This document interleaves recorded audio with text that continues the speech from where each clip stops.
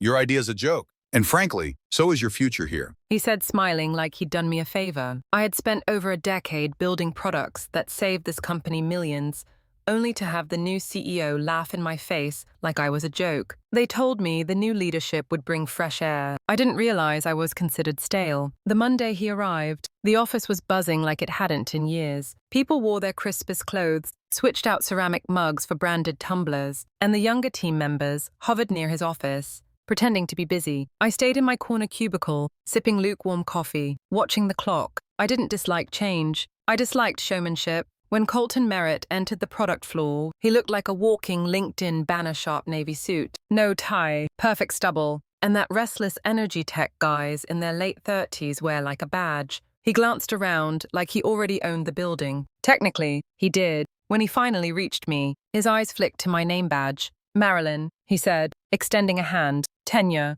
13 years, I replied. Impressive, he said, and then turned away before our hands even separated. It felt less like a handshake and more like a formality before moving on to the real talent. I returned to my desk, heart low in my chest. 13 years, 5 promoted product lines, 3 market expansions, and all I was now was a timestamp. Later that week, I prepared a proposal I had been quietly refining for months. It was a practical solution to reduce server redundancy, using predictive models not flashy, but efficient, scalable, and immediately implementable. I printed everything out, placed it in a clean folder, and walked into the product strategy meeting with something I hadn't felt in a while: hope. I waited until he asked for new input. Then, carefully, I slid my folder across the glossy oak table. I think this could help us long-term. He tapped the cover, didn't open it. What's this? An AI-powered framework for optimizing server task loads based on usage cycles. I said, it's already been tested in 2 sandbox environments. The early data shows significant savings, close to $4 million annually. He chuckled, loud, enough that the laughter bounced against the glass walls. Wow, he said. This feels like something from, what, 2013? Did you dig this out of an old Dropbox? Around the table, I saw smirks, a few exchanged glances. Denise, our newest hire, mid-20s, vibrant, always first to laugh, snorted and leaned in to whisper something to Colton. He laughed again. I didn't move. The metrics are in the folder. He pushed it back toward me. We're pivoting toward leaner, faster tools. Predictive load balancing might have been hot a decade ago, but we need ideas that scale with next-gen AI, not band-aids from the past. It wasn't just rejection, it was performance, a signal to the room that I didn't matter. I took the folder, nodded, and walked out. In the hallway, I passed Troy. He caught my eye and gave me a sympathetic half smile. Troy was one of the old ones. Like me, not old in age, just in attitude. He believed in logic, quiet delivery, letting the work speak. Colton was the opposite. I found myself sitting in the break room 15 minutes later, staring at the vending machine. I didn't want chips. I just wanted to remember why I'd stayed all these years. You okay? Troy asked, stepping in. Fine, I said. I heard about the meeting. I offered a smile I didn't feel. Apparently, I'm outdated. You're the kind of outdated that builds things people actually use, he replied. That scares the hell out of people like him. That night, I stayed late not to finish anything, but because I couldn't bear the thought of walking out defeated. I sat in my office, lights dimmed, watching the sky turn from grey to navy, outside the wide corner windows. On the shelf above my desk sat the company award they gave me 5 years ago for outstanding technical vision. It now felt like a cruel joke. I stared at that plaque for a long time. I thought about the nights I skipped dinner to hit a deadline, the times I presented to execs while my daughter had the flu, the weekends I answered Slack messages with a smiley face at the end. Loyalty had cost me more than time. It had cost me my voice. The next day, I arrived early. I always did. But this time, someone had beaten me. Denise was already in the conference room, my seat, specifically, her laptop open, her smile tight. Morning, Marilyn, she chirped, just settling in. Colton asked me to take the lead on the new innovation sprint. I didn't argue. I just walked over to the wall, plugged in my laptop in a corner, and watched from a distance as she clicked through slides that used a color scheme I had introduced months ago. One no one had acknowledged until now. When Colton entered, he barely nodded. Team, he said, moving forward. We're sunsetting all legacy tracks. That includes Marilyn's optimization framework. We need space for agile innovation. He didn't look at me. No one did. I sat still as the meeting moved on without me, a ghost in my own office, static in a room full of noise. I didn't know it yet, But that meeting was the beginning of the end for both of us. When they removed me from the innovation project I had started, I knew it wasn't about performance, it was about power. They didn't say it directly. They never do. These things happen in subtle moves and polite phrases, shifting resources, streamlining focus, aligning with vision. I'd been around long enough to recognize a corporate burial when I saw one. By the end of that week, the documents I had spent months building disappeared from the shared drive. My credentials for the internal testing environment were revoked. Denise was named project lead in the official org chart, and my name once on every key file had quietly vanished like chalk in the rain. No one told me. I found out through Troy, who forwarded me an updated project roadmap labeled version 2.0. I wasn't on it. Neither were any of my original benchmarks. I stared at my monitor, then out the window, then back again. Something inside me slumped, not from anger, but exhaustion. It wasn't the first time I'd been overlooked, but it was the first time I realized I was done waiting to be seen. Later that day, I scheduled a meeting with HR. Rachel from Human Resources greeted me with her usual warm corporate smile, the kind trained to be both comforting and neutral. "What can I help you with?" "Marilyn." I explained the situation. She nodded thoughtfully, typed some notes, offered vague reassurances. "We value your experience tremendously. Colton is just exploring some different structures. You know how new leadership is.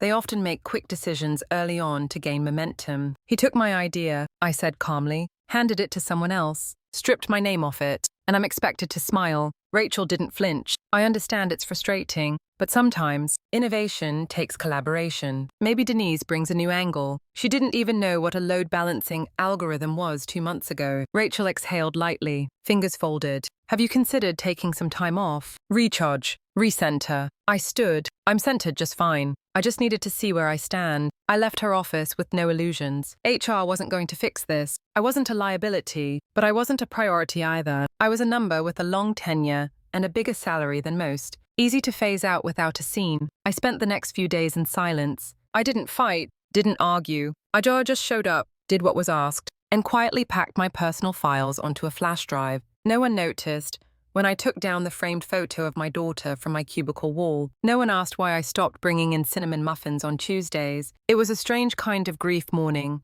something that was still alive, but no longer mine. On Friday afternoon, I walked past Denise's desk. She was laughing with Colton, tossing her hair back like she was in a shampoo commercial. He leaned in, eyes twinkling. They shared a joke about some old-school process they had finally cleaned up. I kept walking. By 6 till me. The floor was empty except for the janitor, a quiet young man named Theo who always greeted me with a respectful nod. I liked him more than half the executive team. I sat in my car for a long time before turning the key. I didn't cry. I didn't scream. I just stared through the windshield at the faint reflection of my own face, tired eyes, shoulders drawn, a woman who had poured herself into a company that had long stopped seeing her. At home, I made tea, chamomile. I didn't turn on the TV. I didn't call anyone. I sat at the kitchen table with the lights low, staring at the flash drive now sitting on a napkin in front of me. Every version of my idea was on that drive. Every diagram, every benchmark, every late night. They could take the title. They couldn't take the work. That weekend, I walked around Green Lake with no earbuds, just my breath and the sound of gravel under my shoes. I noticed how tall the trees had grown since the last time I'd walked there alone.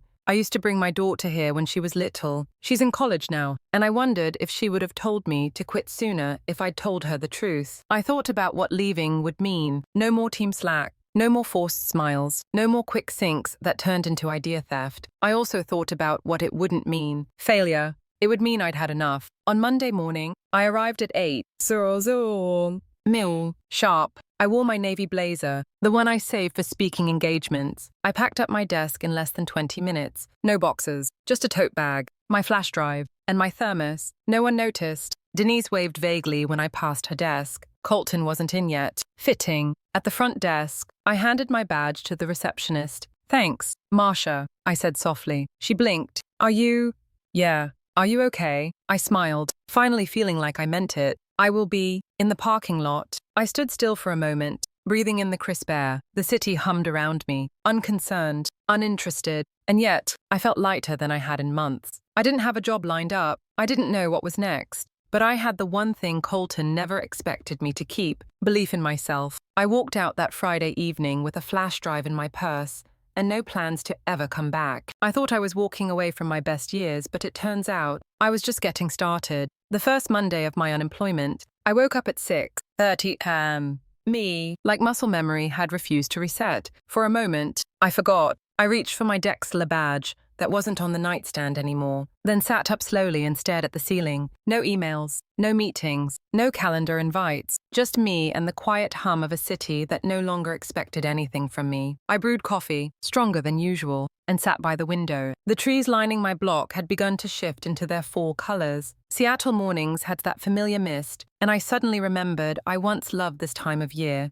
before deadlines and daily stand-ups turned it into just another stretch of grey. Around 10 May, I did something I hadn't done in years. I logged into LinkedIn. The profile photo was outdated. My summary was dry. My job history read like a spreadsheet. But what stood out most was how empty my inbox was until it wasn't. I decided to post. Nothing bitter, nothing dramatic, just a few sentences. After 13 years at Dexler Systems, I've decided it's time to begin a new chapter. I'm grateful for what I've learned and excited for what comes next. Especially interested in ethical tech, sustainable AI, and teams that value quiet builders. I hit post and closed the tab. I didn't expect much, but by noon, the responses were trickling in. Former colleagues, ex-clients, even a college professor I hadn't heard from in 20 years. One message stood out. It came from a name I didn't recognize. Owen Graves. Hi, Marilyn. Your post really resonated. I co-founded a small startup here in Fremont. We're working on practical AI tools for small businesses. We could really use your brain. Interested in grabbing coffee? I clicked his profile. 34, MIT grad, 2-time startup exit. His company, ClearScale, had fewer than 10 employees, mostly engineers. No marketing fluff, just solid, grounded tech. I stared at the message, then reread it, and for the first time in weeks, I felt something spark, not fire, not hope. Just curiosity. We met the next day at a corner cafe near Gasworks Park. I wore jeans, a cable-knit sweater, and no makeup. It felt good not to armor up. Owen was already there when I arrived, hoodie, glasses, hands wrapped around a chipped ceramic mug. He stood when he saw me, which I appreciated more than I expected. Thanks for meeting, he said. I really liked your post. I smiled. Thanks for reaching out. We talked for an hour. Then, too, he didn't interrupt, didn't overuse buzzwords. When I told him about my predictive load balancing project, he leaned forward, fascinated. That kind of model could help the vendors we're working with, he said. Most of them can't afford complex AI tools. They need something light, reliable, cheap to run. Exactly, I said. Dexler thought it was too small scale, not flashy enough. He laughed. Then it's probably worth building. By the time we finished our second round of coffee, he had pulled out a napkin and started sketching ideas. I grabbed a pen from my bag and joined him. Just like that, it began. The next few weeks blurred in the best way. I joined ClearScale as a technical consultant. No titles, no politics, just work. Good work. The kind where your brain lights up because you're solving actual problems, not decorating slides for executive showboating. Owen introduced me to his co-founder, Mei Lin, and Dana, their investor and unofficial mentor. Dana was in her late 50s, sharp as glass, and had been burned by the Valley Boys more times than she could count. She pulled me aside after our first meeting. You're not here to prove anything, Marilyn, she said. You're here because you already have. I didn't know whether to cry or hug her. I nodded instead. We rented a shared co-working space near Lake Union. No receptionist, no espresso bar, just 5 desks, a whiteboard, and the occasional dog snoozing in the corner. I sat by the window, natural light, no cubicles, and every time I opened my laptop, I remembered why I loved building things in the first place. We tested the model in a controlled environment with a local e-commerce client. It wasn't perfect, but it worked. The system adapted, reduced server costs by 18% in the first week, and gave us more data to refine it. And best of all, no one laughed. Each night, I went home tired but not drained. I started cooking again. I called my daughter more. I slept better. One afternoon, after a breakthrough in model efficiency, Owen high-fived me and said, I think we're ready to pitch this to investors, to the world. He grinned. We spent the next week preparing. Dana helped us package the results. May designed a landing page. I wrote the technical documentation from scratch, feeling like my old self and someone entirely new all at once. When we launched the beta, it gained traction fast. Startups, non-profit orgs, small logistics firms, all desperate for something smarter than spreadsheets, but cheaper than enterprise software. A month later, we got invited to present at the Cascade Tech Expo, a major event in Seattle's tech calendar. Owen texted, guess who's on the speaker list? I replied, you. Nope. You. He sent a screenshot. My name, my title, my face. My hands trembled slightly as I stared at it. 6 months ago, I walked out of a room where no one would look at me. Now, people were paying to hear me speak. 6 months later, I stepped onto a stage with the same flash drive in my hand, in a room full of investors waiting to hear me speak. I didn't expect to see Colton Merritt at the tech summit, but I wasn't the same woman he laughed at a year ago. The Cascade Tech Expo was held at the Seattle Convention Center, a towering maze of glass, concrete, and ambition, the type of place where tech dreams were either born or buried. Banners lined the escalators, LED walls flashed corporate slogans, and booths buzzed with jargon. Disruption, scalability, next-gen intelligence. I had walked these halls before as a nobody, but this time, I wore a speaker badge. Backstage, I paced behind the curtain with my clicker in one hand and a printed outline in the other. Though I'd memorized every line, Owen gave me a reassuring nod from the wing, and Dana, always grounded, just mouthed, "Breathe." The MC's voice echoed. Up next, Marilyn Blake, co-founder and chief product officer at ClearScale, with a breakthrough case study on cost-effective AI for underserved businesses. Applause. I stepped into the light. It was brighter than I expected. Hot, focused, relentless. The audience stretched farther than I could see. Rows upon rows of suits, hoodies, name badges, tech press. And then, like a camera snapping into focus, I saw him, Colton Merritt. Third row, center aisle. Same perfectly tailored blazer. Same clenched jaw, but no smile. I let my eyes pass over him, casual as a breeze, and began. "Good afternoon. A year ago, I was told this model was outdated, that it lacked flash, that it didn't scale. Today, I'm here to show you how a 6-person retail business saved over 30% in operational costs within 2 months, using exactly that model." I tapped the remote. Slide 1 appeared, a simple before-after graph, clean and compelling. Slide after slide, I walked them through the data, real numbers from real clients, not projections, not hypotheticals. We had helped bakeries, bike shops, independent logistics companies. We didn't promise miracles. We delivered margins, and I didn't rush. I let every number breathe. I let silence hang after each point, just long enough for people to absorb it. From the corner of my eye, I saw Colton shift in his seat. He leaned in, whispered to the young man beside him. I recognized that tension in his shoulders. I had lived under it for years, but now it didn't touch me. Midway through, I paused to share a quote from one of our clients, a single mother running a flower delivery business out of Tacoma. "Your software didn't just save me money, it gave me back my evenings." That line landed harder than any chart could. As I wrapped up, the final slide appeared. Projected growth, partnerships in negotiation, and our official Series A funding.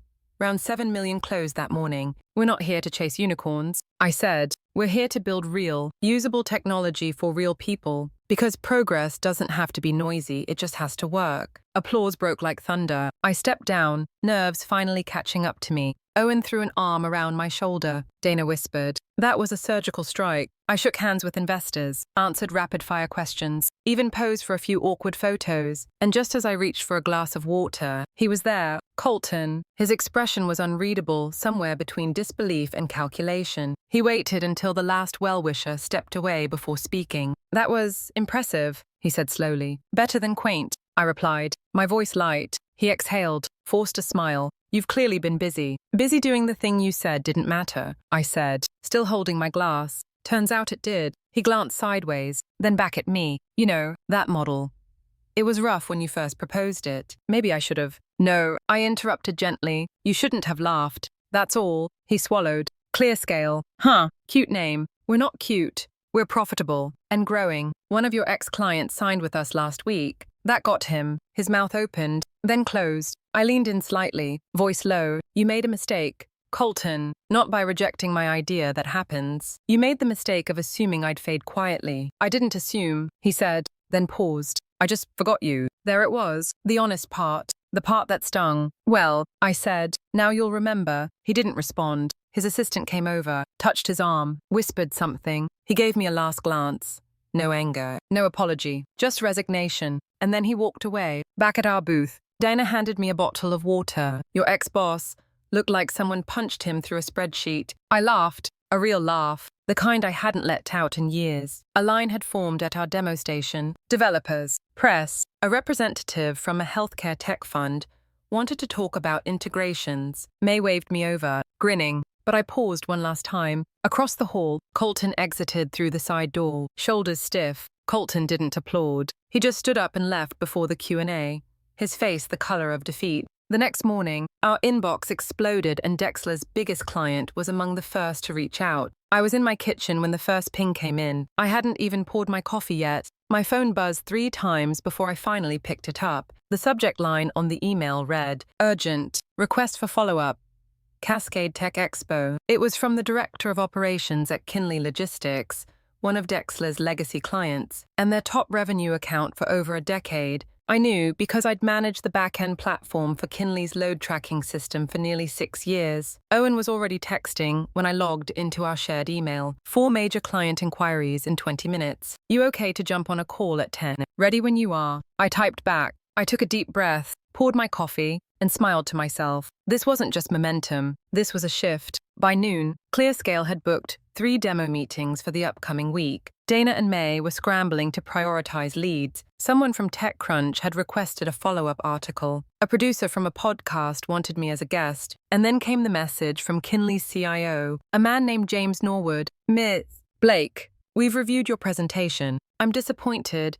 We were never informed of this model when you were with Dexler. I'd like to discuss how we can transition our infrastructure support under your leadership." I read that line 3 times. It was more than validation. It was vindication. Because when I had pitched that same model internally a year ago, Colton had laughed. He'd called it a PowerPoint from the past. And now his own clients were asking why they never got a chance to see it. By late afternoon, Owen stopped by my desk, his eyes wide, his face glowing. "We might need to hire faster than we planned," he said. I chuckled. "It's a good problem to have." He paused, then said more quietly, "Did you hear what happened to Colton this morning?" I raised an eyebrow. One of his board members stepped down. "There's a rumor Dexler lost 3 major contracts overnight, including Kinley." I didn't say anything. I just let the silence speak. That evening, I took a walk through the old Dexler campus. I hadn't been there since the day I quit. The building still looked the same modern, cold, sterile. Through the tinted windows, I saw employees moving between meeting rooms, heads down, shoulders tight. I wondered how many of them were still pretending not to see what was happening. Colton had built his empire on speed and style, but he forgot the one rule I had always followed: substance lasts longer than noise. Back home, I logged into LinkedIn again. There, on my feed, was a post from a Dexler engineer I didn't know personally. A vague complaint wrapped in professionalism. Funny how leadership can undervalue innovation, only to see it go viral across the street. It had over 600 likes. Another message pinged this time from someone I never thought I'd hear from again. "Denise." The subject line was blank. The body of the message read, "I've been following your work with ClearScale. I didn't know it had come from you originally. I'm sorry, truly. If you ever need someone with ops experience." I didn't respond. I didn't need to. She would figure out the answer in time. That week, we signed Kinley officially. Their executive team insisted I lead the onboarding call. When I entered the Zoom room, their CIO smiled and said, "Let's pretend Dexler never happened." It was surreal. I guided them through the migration plan with the same voice I once used for internal lunch and learns that no one listened to. But now, they listened closely, because this time, my voice carried weight. After the call, I went for a walk. The trees had turned orange. Seattle's sidewalks were slick with autumn rain. And for once, I felt still. I paused by a quiet coffee shop, the kind with mismatched mugs and local art on the walls. I sat near the window, laptop open, watching drizzle tap the glass. That's when Owen called. "You're not going to believe this," he said. "Try me." Dexler just pulled their booth from the next expo. And get this, Colton deleted his LinkedIn. I blinked. "Wait, what?" "Yeah, his page is gone. Like, completely gone." I leaned back in my chair. The hum of the cafe surrounded me, espresso machines, chairs scraping tile, murmured conversations. But in that moment, I felt the quiet roar of poetic justice. A year ago, I'd been erased from Dexler's roadmap. Now Colton was erasing himself, and we were just getting started. And as Colton's empire cracked apart, mine was just getting started. It wasn't about proving Colton wrong anymore. It was about proving to myself that I had never been wrong at all. The invitation sat in my inbox for 2 days before I responded. The subject line read, "Keynote request, Cascade, Women in Tech Annual Conference." At first, I assumed it was a mistake. I wasn't the kind of person people invited to give keynotes. I was the person who fixed slides behind the scenes, who reviewed documentation before release, who made things work quietly. But that was before. I finally opened the email and read every word. Twice. It was real. They wanted me to close the conference as their featured speaker. Theme: resilience in innovation. I forwarded the email to Dana with a single line. Do you think I should? Her reply came 60 seconds later. You earned it. Go show them how it's really done. The conference was held in a historic auditorium downtown, with warm lighting, velvet curtains, and a stage that felt more theater than tech. I arrived early, wearing a dark plum blazer and a silver pin my daughter gave me the day I left Dexler. It was small, just a simple tree, but I liked how it reminded me that growth could be quiet. Backstage, I sipped ginger tea and read over my notes one last time, though I didn't need them anymore. I wasn't going to lecture. I was going to tell the truth. When they called my name, I stepped onto the stage. The light was bright, but not blinding. The room was full, not just with people, but with energy. Engineers, entrepreneurs, students, many of them women, many of them older, many of them who had been laughed at, pushed aside, or underestimated. I stood still for a moment, taking them in. Then I began. I spent 13 years thinking I had to wait my turn, that if I was quiet, competent, and didn't make waves, someone would eventually notice. I believed that my work would speak for itself. I paused. It didn't. A ripple of quiet laughter rolled through the crowd. Then one day, I presented an idea I believed in. I was told it was outdated, not visionary enough. I was laughed at. And for the first time, I realized I didn't need to stay somewhere that made me smaller. I told them about Dexler, about the flash drive, about walking away with nothing but my name and a quiet sense of clarity. I told them about the cafe in Fremont, about Owen, about Clear Scale, and I told them about Cascade Tech Expo, where the same idea that had once been mocked was met with applause and million-dollar contracts. But the real triumph, I said, wasn't proving them wrong. It was remembering that I had always been right to believe in myself. When I stepped down, the applause was standing, not explosive but powerful, like a storm that started in silence and gathered strength with every hand that clapped. People lined up to talk to me. A woman in her 60s thanked me for making her feel visible again. A college student hugged me and said she'd been afraid to enter tech because she was too soft-spoken. A man handed me a card from his nonprofit and said he'd love for me to mentor his daughter. Backstage, Dana hugged me tight. You didn't just speak, you landed. That night, Clearscale threw a small dinner at a local bistro. Just our team. No press, no fanfare. We toasted with red wine and chocolate cake. May gave me a card that simply read, "You made space for all of us." 2 days later, Owen and May sat me down in the conference room. We've been thinking, Owen said. You've been the heart of this company since day one. We want you to be CEO. I blinked. Are you sure? May smiled. We're already following you. Might as well make it official. I said yes, not out of pride, but because I was ready. I spent the next week rewriting our mission statement, not for branding, but for us. It read, "We believe in builders who were told they were too quiet, too old, too slow. We are here to prove they were just right." We printed it on every welcome packet for new hires. The following month, I received a handwritten letter from someone I hadn't thought about in a long time. It was from Theo, the janitor at Dexler, who used to smile at me when I worked late. He said he saw me in the news, that he remembered how I always said goodnight, that he started coding last year. "I'm not great yet,"